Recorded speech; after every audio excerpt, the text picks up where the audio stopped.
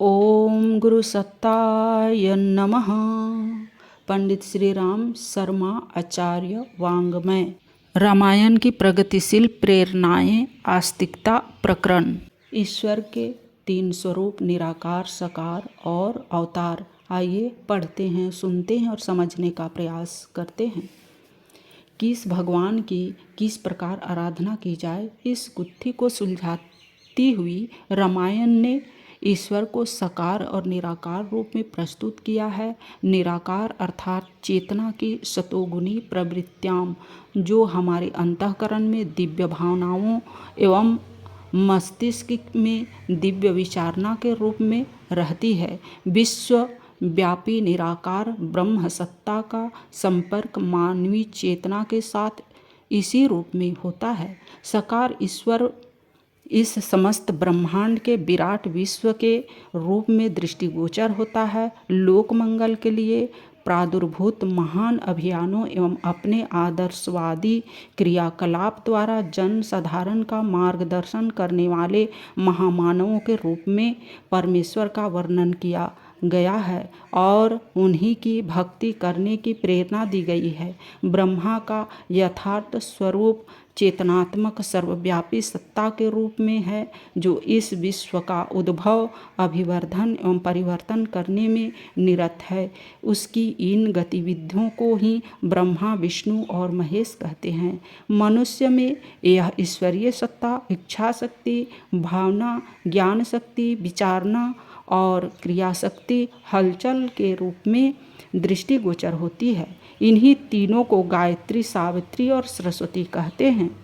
यह तीनों ही ब्रह्मा की पत्नियों के रूप में पुराण साहित्य में वर्णित हुई हैं।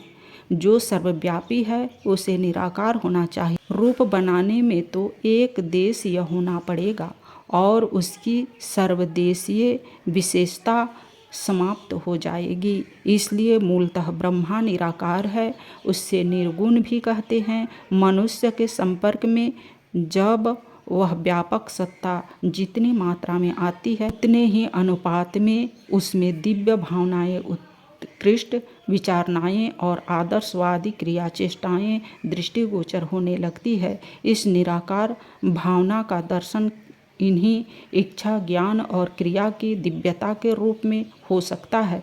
ईश्वर चेतना रूप है। यह भाव शिव उमा संवाद में इस प्रकार व्यक्त किया गया है। किंतु मनुष्य स्वयं ही भ्रमित होकर सगुण निर्गुण में भेद समझने लगता है। जैसे सूर्य और चंद्र हैं, पर आँखों को एक तरफ से उंगली से दबाकर देखने में वे दो दिखाई देते हैं। कहा है, दिव्य चेतना के रूप में ब्रह्मा की व्यापकता का सुंदर चित्रण शिव पार्वती संवाद बालकांड में देखने को मिलता है। इसी निराकार परब्रह्मा की महामानवों एवं महान अभियानों के रूप में जब परिलक्षित होती हो, तो उस दृश्यमान श्रेष्ठता को साकार ब्रह्मा कहते हैं। इनमें वस्तुतः कोई भेद नहीं है। एक ही सत्ता के दो अप्रकट और प्रकट रूप है। इस भाव को शिव जी पार्वती जी से प्रकट करते हुए कहते हैं। वंदना प्रसंग में भी भगवान को विश्वरूप में सगुण लीला करने वाला कहा है। भगवान राम के जन्म के उपरांत कवि की टिप्पणी है। वानर वीरों की अयोध्या से विदाई के समय स्वयं भगवान उन्हें अपने सर्वगत रूप की उपासना की शिक्षा देते हुए कहते हैं। लक्ष्मण जी निषाद राज को यही तथ्य समझाते हुए कहते हैं। उत्तरकांड में काकभूषुंडी जी भी भगवान की यही स्वरूप बताते हैं कि भगवान व्यापक है और व्याप्य भी वही है। वे अखंड, अनंत, अखिल और अमोघ शक्ति के रूप में हैं। साकार ब्रह्मा का वर्णन करते हुए इस संसार को ही भगवान के विराट रूप में वर्णित किया गया है। कहा है कि यह समस्त विश्व ब्रह्मांड भगवान का ही रूप है। यह मानकर प्राणी मात्र की जड़ चैतन्य की सेवा साधना करना यह ईश्वर भक्ति का व्यवहारिक रूप है। अर्जुन को भगवान कृष्ण ने विवेक की आंखें दी। दिव्यम ददामि ते चक्षु चमड़े की आँखों से तो जड़ प्रकृति के पदार्थ ही देखे जा सकते हैं। भगवान चैतन्य हैं, उनका कोई रूप नहीं। रूपवान ईश्वर को देखना हो तो उसके लिए विवेक के दिव्य चक्षु चाहिए। वे ही भगवान ने अर्जुन को दिए और अपना दृश्यमान विराट रूप इस सुविस्तृत विश्व के रूप में दिखाया। गीता में इसका विस्तृत अलंकारिक वर्णन है।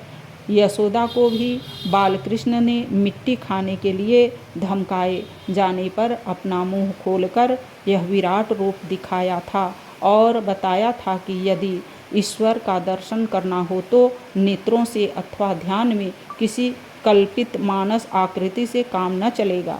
इस मूर्तिमान विश्व को ही भगवान का विग्रह मानकर चलना पड़ेगा और उसकी पूजा श्रम समय स्वेद आदि अपनी संपदाओं से करनी होगी। पूजा उपचार आदि उसी के प्रतिनिधि हैं। कौशल्या जब पालने में राम को झुला रही थी तब उनकी इच्छा भी भगवान का दर्शन करने की हुई। भगवान ने उन्हें भी अपना विराट रूप दिखाकर समाधान किया।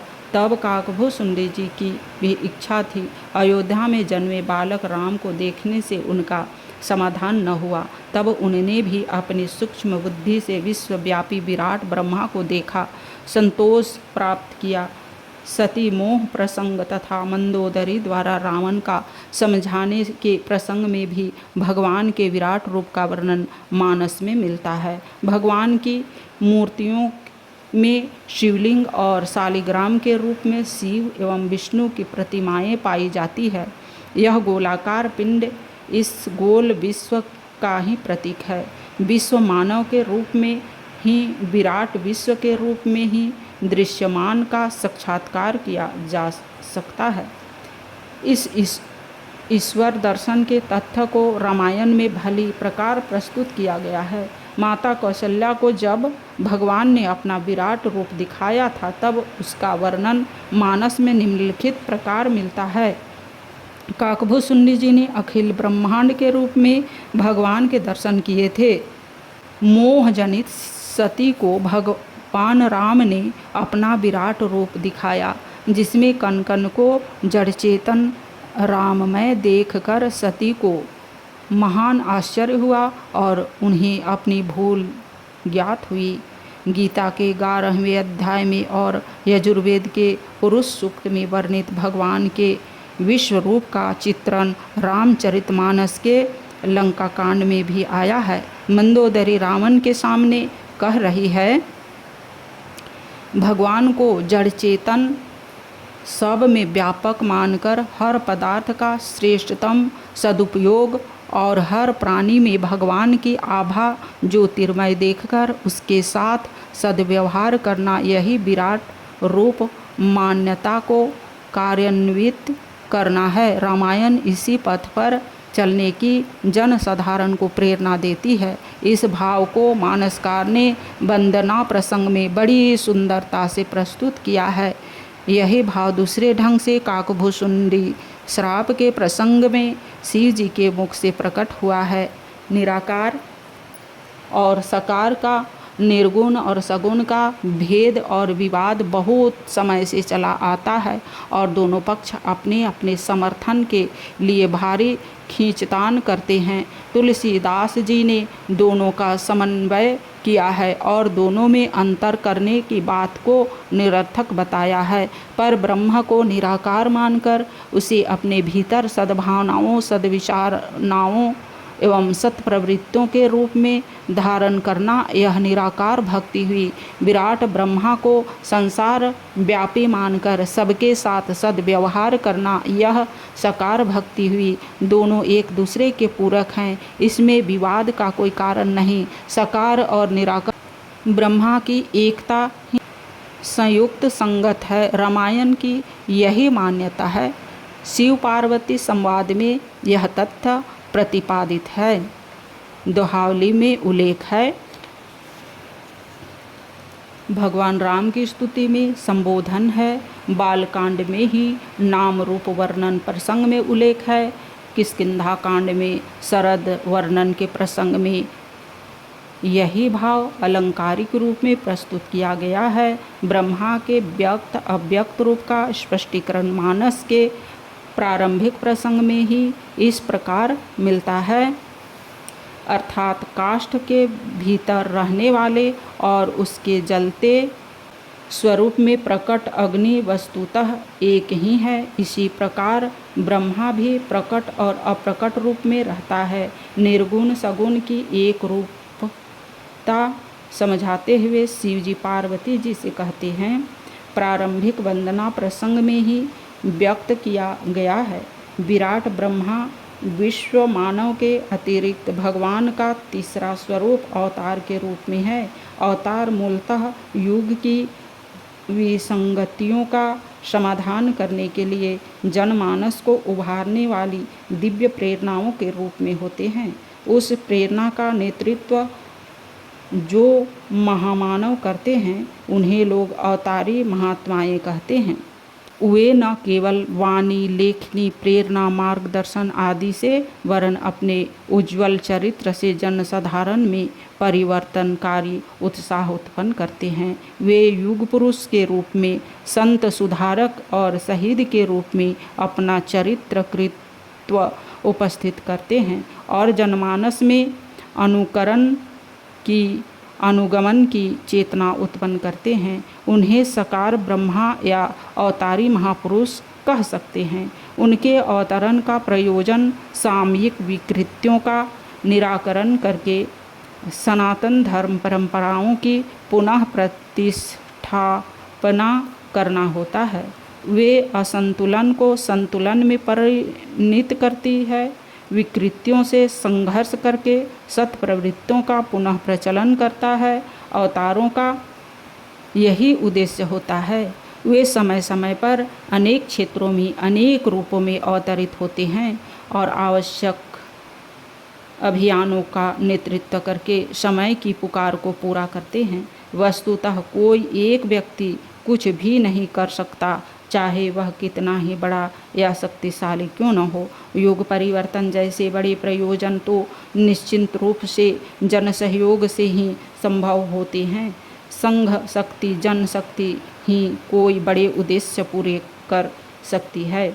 देवताओं की सम्मिलित शक्ति का दुर्गा के रूप में प्रादुर्भाव और ऋषियों के संग्रहित रक्त के घट से बनी सीता का जन्म इसी तथ्य का उद्घाटन करते हैं। भगवती दुर्गा एवं सीता के कारण दुर्दांत असुरता के निरस्त होने का वर्णन उनके सुविस्तृत चरित्रों में विद्यमान है। भगवान राम का रीछ वानरों की सेना खड़ी करना, उनकी सहायता से समुद्र का पुल बांधा जाना, लंका विनाश और राम राज्य की स्थापना किया जाना इस तथ्य को और भी अधिक स्पष्ट करता है। भगवान कृष्ण ने अकेले ही नहीं गोप ग्वालों की लाठियों का सहारा लगवाकर गोवर्धन पर्वत उठाया था। उन्होंने अपना इच्छित महाभारत स्वयं नहीं लड़ा, वरन पांडवों को आगे करके विशाल सैन्य संगठन करके तथा सुनियोजित कर योजना को क्रियान्वित करके ही पूरा किया था। भगवान बुद्ध को अपने समय की विकृतियों को निरस्त करने के लिए 2.5 लाख भिक्षुनियों की सेना खड़ी करनी पड़ी। महात्मा गांधी, गुरु गोविंद सिंह जैसे अवतारी महामानवों को इसी प्रक्रिया का नेतृत्व करना पड़ा था। वस्तुतः शक्ति उस युग चेतना में रहती है जो ईश्वर की इच्छा के कारण अपने समय में आंधी तूफान की तरह उठती है। उस दृश्यमान अंधड़ के झोंके चक्रवात के रूप में सामने आते हैं। वस्तुतः चक्रवात अंधड़ का एक छोटा सा रूप भर होता है। एक आंधी में कई चक्रवात भी उठते दिखाई पड़ते हैं। एक समय में कई अवतार भी होते हैं। राम और परशुराम दोनों ही अवतार गिने जाते हैं। दोनों एक ही समय में हुए। इतना ही नहीं, उनको एक दूसरे को पहचानने में तर्क और प्रमाणों का सहारा लेना पड़ा। जिस रूप में भी हो, शरीरधारी अवतारों का अवतरण का उद्देश्य धर्म की स्थापना और अधर्म का विनाश ही प्रमुख है। इसी प्रयोजन के लिए उनके विभिन्न चरित्र एवं क्रियाकलाप होते हैं। गीता में भगवान कहते हैं, रामचरितमानस में भी यही तथ्य शिव पार्वती संवाद बालकांड में मिलता है। मानसकार ने राम जन्म के प्रसंग में यही तथ्य दोहराया है।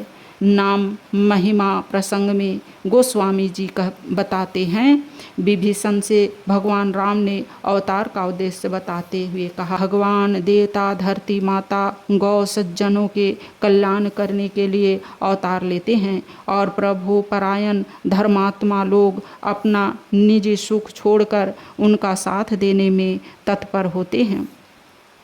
काकभूषुंडी जी अपना मत व्यक्त करते हैं, समुद्र के किनारे जामवंत जी ने वानरों को समझाया है।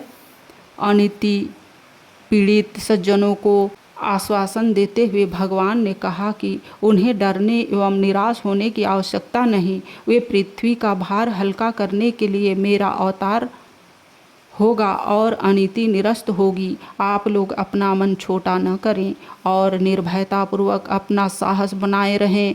देवताओं द्वारा प्रस्तुति प्रार्थना किए जाने पर आकाशवाणी से यह आश्वासन प्राप्त होता है। अपने चरित्र द्वारा मनुष्यों को कर्तव्य पालन का उद्बोधन एवं मार्गदर्शन करने के लिए ही भगवान का अवतार होता है। जो महामानव इस प्रयोजन को पूरा करते हैं उन्हें भगवान कहते हैं। ऐसे भगवान एक समय में कई भी होते हैं। वाल्मीकि रामायण के व्याख्याकार गोविंद राज ने इस संदर्भ में अपना मत इस प्रकार व्यक्त किया है, अर्थात अपने आचार रूपी मुख से मनुष्यों को धर्माचरण की शिक्षा देने के लिए राम, लक्ष्मण, भरत, शत्रुघ्न के 4 रूपों में अवतार लिया। वाल्मीकि जी ने देव ऋषि नारद से किसी ऐसे महान व्यक्ति के चरित्र को जानना चाहा था जिसमें समस्त गुण एक साथ निवास करते हों। उन्होंने पूछा, इस समय संसार में क्या कोई ऐसा गुणवान व्यक्ति है कि जो बल से संपन्न होने के साथ साथ धर्मात्मा, सत्यवादी, कृतज्ञ और अपने व्रत में सुदृढ़ रहने वाला हो। महर्षि वाल्मीकि को तब देवऋषि नारद ने राम कथा सुनाई। संसार की विपत्तियों का निवारण करने के लिए महामानवों का स्वयं कष्ट सहकर विश्व कल्याण के लिए घोर प्रयत्न करना ही एकमात्र उपाय है। जब एक विशिष्ट व्यक्ति आगे नहीं आते और अपनी आदर्शवादी तपश्चर्या का प्रमाण देकर जनसाधारण को प्रभावित करने वाली परिस्थितियां उत्पन्न नहीं करते, तब तक विपत्ति का निवारण नहीं हो सकता। यदि श्रेष्ठ मनुष्य शौक मौज की जिंदगी जीते हैं, सुखोपभोग में निरत पड़े रहते हैं, तो अनिति के निराकरण का रास्ता ही बंद हो जाएगा।